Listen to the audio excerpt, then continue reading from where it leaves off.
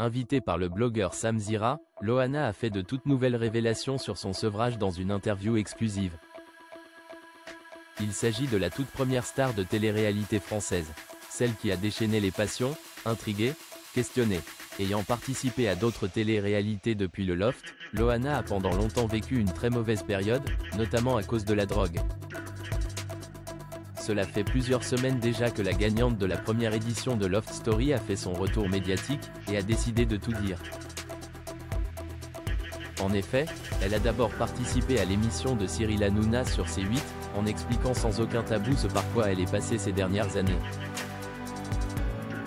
Elle a notamment parlé de sa fille Mindy, de la série culte pour laquelle elle ressent de la reconnaissance et de la gratitude vis-à-vis de son image qui a été respectée, de la scène de la piscine dans le loft, etc. L'interview de l'ex-lofteuse, sans filtre. C'est récemment sur YouTube que l'on a pu retrouver la star des années 2000. En effet, Loana a accepté l'invitation du blogueur Sam Zira, afin de tourner une interview exclusive, et sans langue de bois.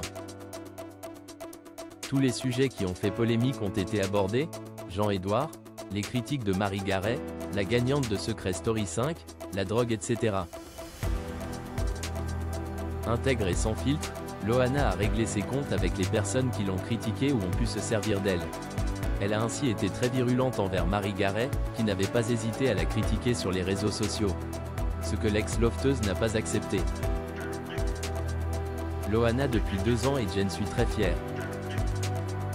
L'ex-lofteuse a également beaucoup parlé de son sevrage, là encore sans filtre, en assurant ne plus prendre de drogue. Depuis 2 ans et j'en suis très fière. J'en ai eu marre d'être indécente.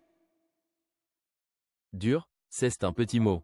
L'enfer. Tu trembles, tu te pisses dessus, tu vomis, tu as l'impression de mourir, tellement le cœur se serre, les intestins se serrent, tu as des crampes, et après, j'ai voulu le faire à la maison comme une grande.